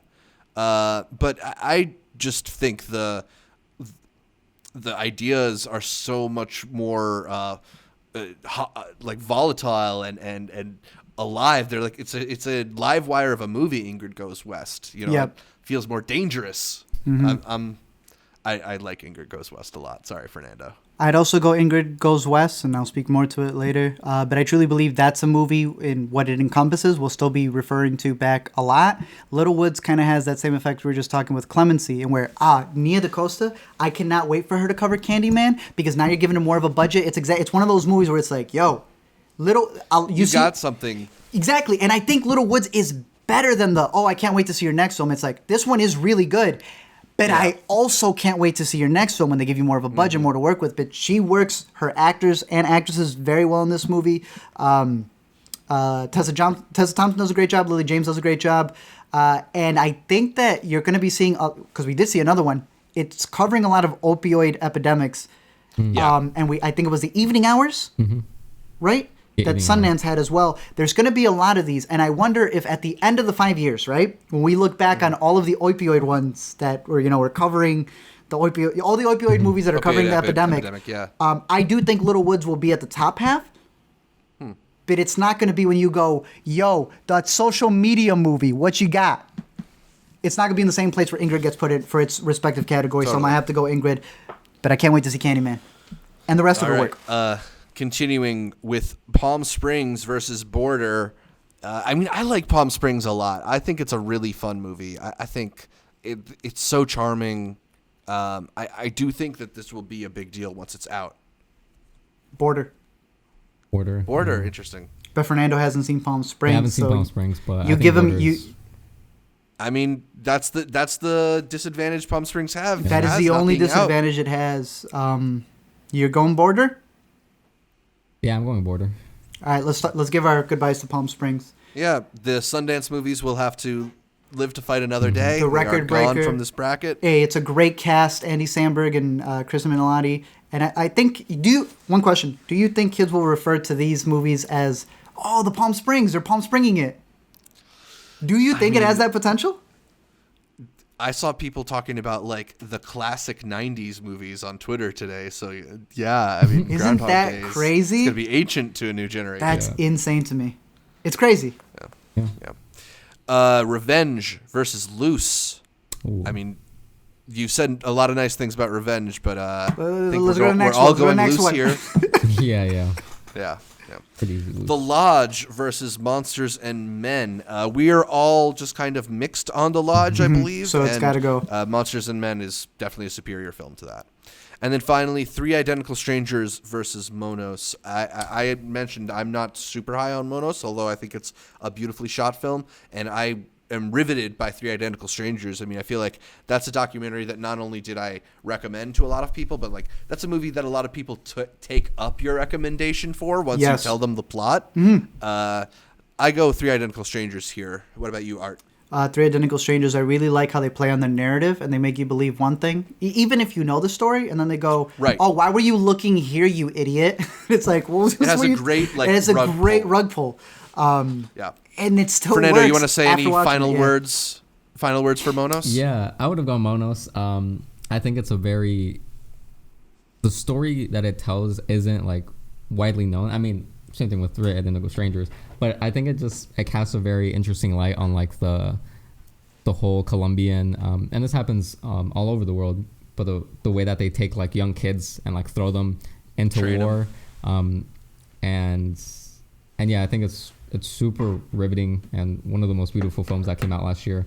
I think it should have probably been up there for best international feature, but unfortunately it's out of this competition. All right, so that sets up our Elite Eight. We're getting close to the finals here. Starting with Vox Lux versus Honeyland. I've said a lot of good things about Honeyland. That's where I'm voting. Art, sounds like you're going Vox Lux. If I may say my goodbyes, because I don't think this man is going to say Vox Lux. Vox Lux was directed by Brady Corbett, who was in Funny Games, bro. Are you hearing me? He was in Force Majeure. He was in Force Majeure. He was in Simon Killer. This man just marinated in all this great filmmaking until he said, you know what, let me make something. I have not seen The Childhood of a Leader. It's been on and it just came out. I think it's on Hulu now. I'm so excited to jump into that movie. He based this movie on, this is what he said it was. He was on his Apple News. He was scrolling, and he said, terrorist attack, Manchester, all these bodies. And then Sia had a new song that was out, and there was this whole behind-the-scenes making of it, and he was like, wow, that really is the news today. So he made a movie where the first thing, as you know, is your opening, and then the rest of it is just a concert. And while I think it's very ballsy, and his short films, he goes there. He's like, would it be annoying if a character just went, hey, hey, hey, hey? He says, let's just go do it. That's the biggest problem with Brady. I don't know which one of the directors told him just follow your gut, but sometimes you should cut it up a little bit. I am a huge fan of how the casting goes from the little girl grows up to be Natalie Portman, but Natalie Portman sees her daughter just as herself, so they just cast the same little girl, but sees her sister as never having grown up, so the same actress who played her sister is still the same actress even though she's supposed to be 35. People hated that. That's the stuff that worked for me. The last act didn't work for me. Carry it with your Honeyland. Honeyland was good. It was so beautiful. It's good. It's beautiful. So the gorgeous documentary Honeyland moves on. Assassination Nation versus Ingrid Goes West. This is kind of a perfect matchup. This is like the social media gone wrong collide. Fernando, unfortunately, we know which way you're voting. Yeah. Ingrid does not have my vote, unfortunately. Yeah. Ingrid does have my vote. And mine. As much as I like the filmmaking in Assassination Nation, the film itself, I don't think holds up as well as the film of Ingrid Goes West. I just think there's more interesting things happening in Ingrid Goes West. So, Art? I like the big finale that happens. Again, you may not side with it from Ingrid over the LOL of the other one. So, I'm going to go Ingrid. All right, sorry, Fernando. We are going Ingrid Goes West into the Final Four. Then we have the matchup between Border and Loose. Ooh. I mean, Art, you've been championing both these movies. I have, but mine goes to Loose. I can recommend this a lot easier without someone coming back to me and going, you are disgusting, you are a pig. You don't know what's in Border. And to some people, the fact they go there will be for them. You might be mad when you come. I mean, you can talk about it, but I'd recommend the race relations and tensions in Loose over what they get into in Border. And I do like both movies, but Loose is a masterpiece for me. I don't know if you guys want to go Loose as well. Okay. Fernando, is that what you would pick? It's a little bit tougher for me, but I'm totally okay with Loose moving on. But I feel like it's close. Yeah, I actually think I would say Border might be a little bit better of a film for me, just because I do agree that Loose at times does get overwritten a lot. Border's not that. But performances in Loose are incredible, so I'm okay. He's right. In Border, you're like, please tell me it's something else. I swear, please tell me that's something else. Yeah. I love it. Yeah. Crazy. All right, and then our last Elite Eight matchup is Monsters and Men versus Three Identical Strangers. This is a tough one. I don't know, because like the filmmaking in Three Identical Strangers isn't necessarily quite as challenging as I think the filmmaking in Monsters and Men, and I like to be surprised by my filmmaking. I pick Monsters and Men. Yeah. Have you seen Monsters and Men, Fernando? I haven't. No. I think you would love that third act so much. I think you would love it as much as I do. Because I remember when it was coming out. No, they're really different. But yeah, there was Monsters and Men, and Monster was also coming out at the same time at Sundance. Monster also having Kelvin Harrison Jr. With A$AP Rocky in the adaptation of the book Monster.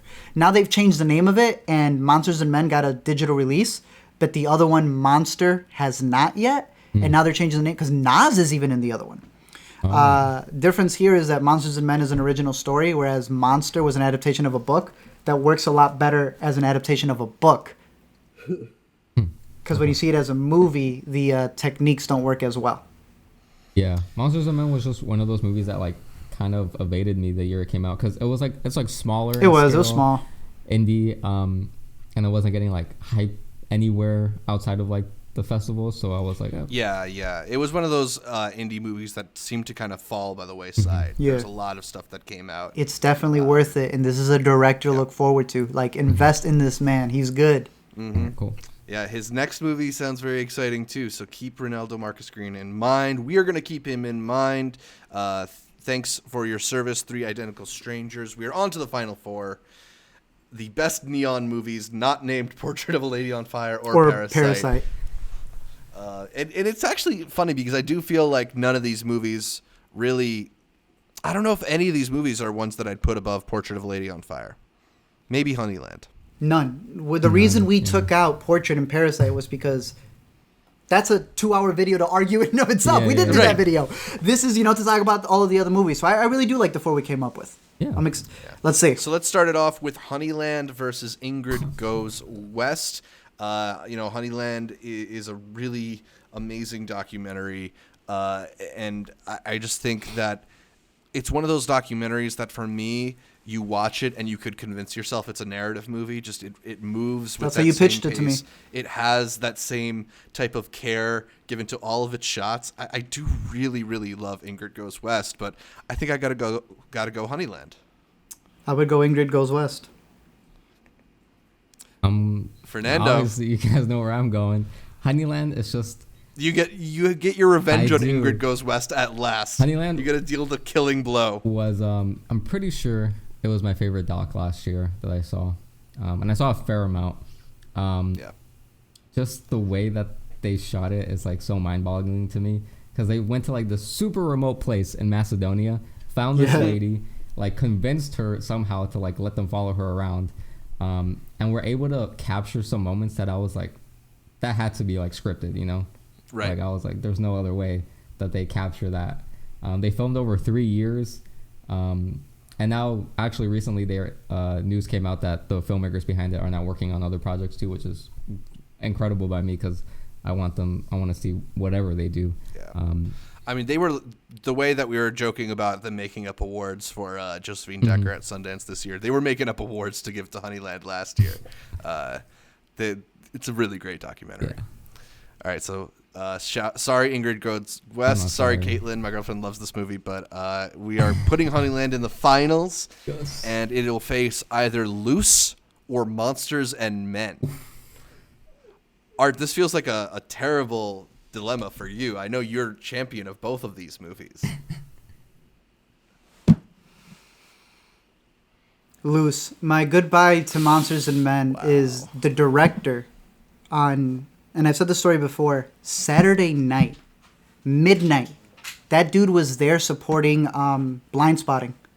That ended at like 2 a.m, and he stayed for the Q&A. We got up at 8 a.m. to go back to the Egyptian theater. Boys, y'all know what that means. Yeah. All the way up. That's where we saw the midnight for Blind Spotting. Went back all the way to Salt Lake City. Came back the next morning at 8 o'clock in the morning to come see this man's movie, Monsters and Men.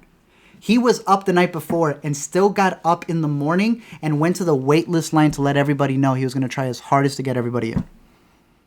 He's a G. He's a homie. He's the real deal. But Loose had Naomi Watts say, "What fireworks?" And I love that line so much. I've had so many people tell me about Loose that like they don't like it, and they'll tell me all these different things like it doesn't work because of this, and I was like, it's exactly the reason why it does work. So I guess it's just a matter of opinion. I haven't made the video yet. I'm sure once I make the video, then I'll this is the video. Maybe this is the video. We'll see. Because I'm gonna go Loose here as well, and Fernando's only seen one of these, so he's gonna go first, Loose as well, and that puts Loose in our finals up against Honeyland for the title of Best Neon Movie. Who'd have thunk? Who thought that this would be where we were? Mm-hmm. Art, I know you played your bracket politics earlier. Did you think we'd get to Honeyland Loose finals? I mean, I knew you guys had love for Honeyland. I didn't know this much. No, Honeyland, it went. It had legs on it. Like he had said, it originally was supposed to be a short. They went over there just to film some stuff because they wanted to get like the ecological movement of people. And then they met this lady and they're like, yo, can we just film you? And as they were filming her, that family moves in. And then the whole thing ended up becoming this thing about, how you treat the two ideologies. Her ideology of the bees and leaving some for the bees as well. As opposed to these other people where it's like, get everything you can out of the honey. And how it juxtaposes these two neighbors. Over 400 hours of footage. 400. Like he said, 3 years. 400 hours of footage to get this thing. I think you guys are bigger fans of it than I am. I truly believe that a movie like Loose doesn't ask questions. It showcases scenarios and makes you go, what would you do in this situation? It shows you the ugliest parts. I think Honeyland is a really good dissection, but when you get to the ending of it, I'm really glad that the other people, the filmmakers who have made this film, are finding other work. I wish that was the same. I'm going to leave it there. The questions asked in Loose, I think the ending in Loose gives you more to think about than, wow, that was a crazy experience we went through in Honeyland. And that's it. I don't know what else to tell you. I don't want to spoil Honeyland, and I don't want to spoil Loose. For me, Honeyland left me with more than that. It left me with a deep feeling of worry about the way that capitalism can affect the environment and just the devastation that greed can cause to the world. I'm still thinking about Honeyland. It's just a documentary that's now stuck with me for over a year, and I've been recommending it to just about anybody I can. Loose is another movie that I do recommend to people, but I feel like it's one that will hit differently to different audiences. Obviously, we are a great audience for it. I think we are people who really are interested in the type of material that gets hashed out during the story of Loose. For me, I just feel like Honeyland stuck with me a little bit more. It was the one that I wanted to talk about a little bit more, and it's narrow. It's maybe the narrowest of margins here, but I vote Honeyland. You got both at Fernando, Sundance, right? Yeah, I caught both at Sundance. I was the one of us at Sundance who's like, yo guys, go watch Honeyland. There's this Macedonian documentary. Yeah, I agree with Zach where Honeyland's definitely made me think about the effects that consumerism has on society, where it's we think of innovations that humans have created versus old traditional ways of going about things. In this case, beekeeping, right, where it's the woman that is the focus on it has super old ways of raising bees and collecting honey, and when she tries to share her knowledge with this other family that comes in to her surroundings, that takes a turn for the worse that she wasn't really expecting.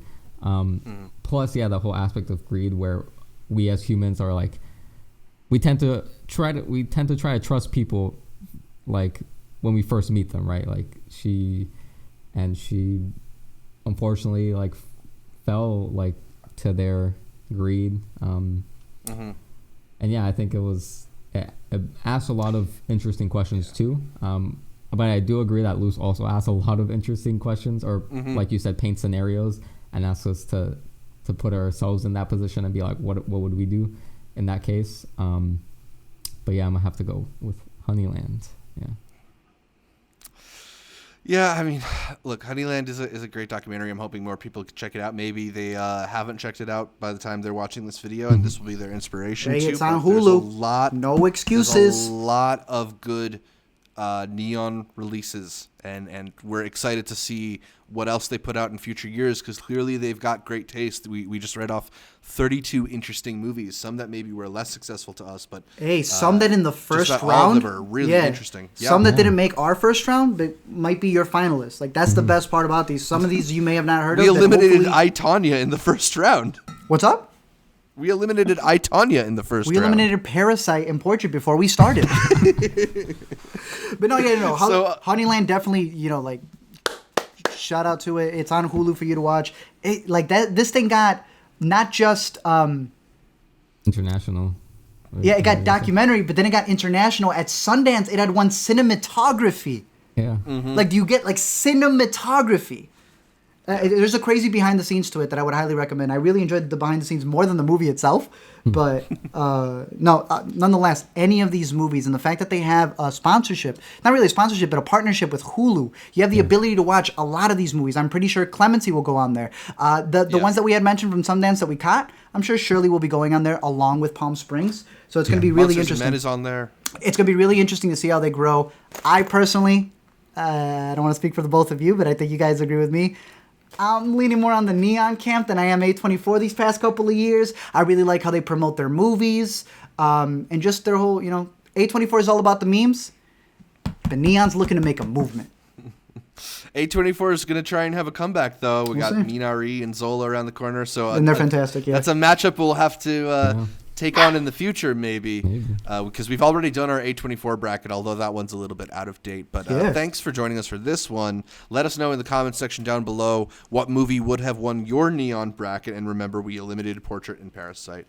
And also just, shoot us an email, send us a message on social media, intercutpod@gmail.com or intercutpod on Twitter, Facebook, Instagram.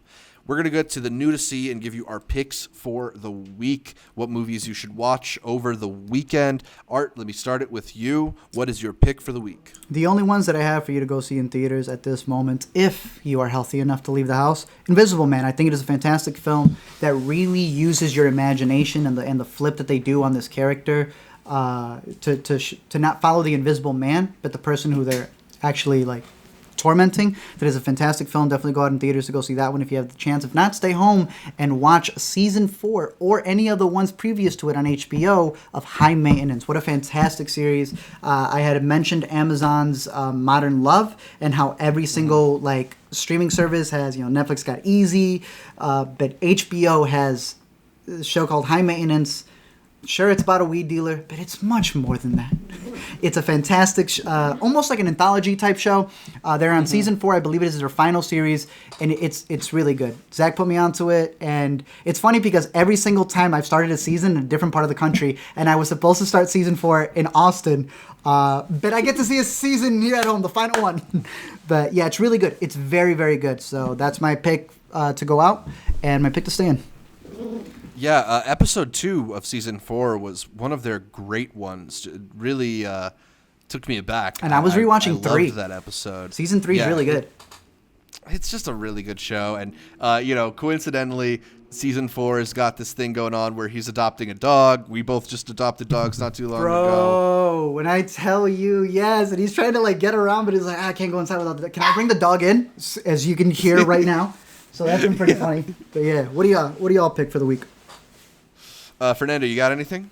Yeah, so same as Art, if you're risking to venture outside your home during these trying times, I would recommend checking out Onward if you want to check out a nice animated movie. But if you want to see something smaller and maybe more good in filmmaking, I guess, it's not playing anywhere near me, but I really want to see it. Going back to A24 is First Cow, which I've been hearing so many great things. I really want to see it. But it's only playing limited, if you're in the LA, New York, and you're lucky enough to be able to catch it. I'd recommend seeing that because that's what I'd want to see. And if you're staying in, a show that I'm going to start watching soon is Alex Garland's Devs, which recently came out. It looks super interesting. I'm a huge fan of Ex Machina, really like Annihilation, so this is him going back to a sci-fi concept, so I'm interested in seeing that. Written, directed, produced? Mm-hmm. Yeah. Y'all covered some of my biggest recommendations. High Maintenance is one of my favorite shows on TV, and that's back. It's wonderful. It's just one of the most empathetic shows on TV. It really is. Just bringing you into a person's life and letting you live their experience for a bit. I just love everything about High Maintenance. It's got a fun Nick Kroll cameo this season, so check that one out. Check out, as Fernando mentioned, First Cow. I caught that at the New York Film Festival last year, and it's a really understated but great Kelly Reichardt movie, as every Kelly Reichardt movie is. Just this story of some of the first people to come to America, and it's sort of like an Old West story that doesn't have the kind of like actiony Western tropes. It's more just about how hard the conditions were to live in, and it's almost like it's the story of like someone starting a business before there are really businesses. You know what I'm trying to say? Like I really dug the movie. Question. One thing that I'll mention that What were her previous movies? Meek's Cut Off, Wendy and Lucy. Was she the one who Night Moves. they tried making a thing about her calling out Quentin Tarantino? Yeah. And then people were like, "Oh, you're just trying to take her words out." And then she was like, "No, I think it sucks." And then people went back and were like, "Why do they hate each other?" And Quentin Tarantino put Meek's Cut Off as one of the worst films of like 2011 or 2012, and I was like, "Oh, they got beef." So I am also excited to see First Cow. So I'm glad you gave it a good recommendation. Yeah, I would definitely recommend it. A movie that I'll shout out, even though it's not necessarily like a great film, Only is out in limited release. Freida Pinto and Leslie Odom Jr. star in that one. Okay. It's oddly timed because it's about a mysterious virus that kills all the women on Earth. So if you're looking for something maybe like Corona adjacent. Yes, that's the Netflix thing that I'm looking for. And you're tired of rewatching Contagion like everybody else is, Only is available. And then, as I mentioned at the top of the show, Swallow is out in limited release, and I found that a really, really interesting small-scale horror. So I would absolutely recommend you check out that one as well. The Host is free on YouTube. The Host is free on YouTube. Shout out to Carson. I think he pointed that one out. Our boy Bong Joon-ho. Always good to catch up with his movies.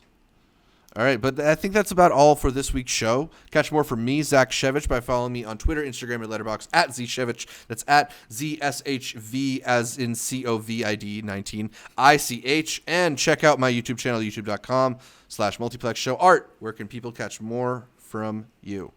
That's top 3. You can find me on the A to Z Show. You can find me on Let Me Explain on Facebook, Twitter, Instagram, YouTube, and every week here on the Intercut Podcast, along with this man right here. That's you, Fernando. Yes, you can find me on Twitter and YouTube at Border Logic. Border Logic. And keep up with the ATZ website. It's been going a little bit slow, but it's gonna get back. That's www.theatzshow.com.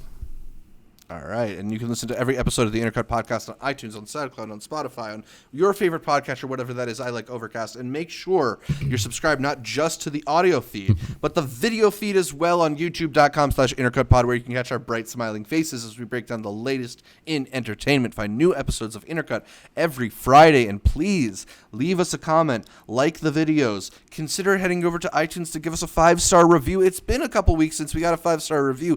I don't know what you're trying to say, but like clearly the message isn't getting through. Comment, leave us a 5-star review, and then I'll understand. I know what it is. He didn't mean it when he said that it wasn't top tier Pixar. What he really meant, he had it confused with University. He thought Monsters Inc. was that. You see, we would have gotten it, but you crossed the lines, and when you cross the lines, I didn't say it was bad. I just don't think it's the best of Pixar. But whatever. Like our Facebook, Instagram, and Twitter pages. All of them are at Intercut Pod to get updates throughout the week from Art, from Fernando, from me, from all the guests that we feature here on Intercut. Thanks again for tuning in, and until next time, wash your hands. Sing happy birthday while you do it. Just get them clean.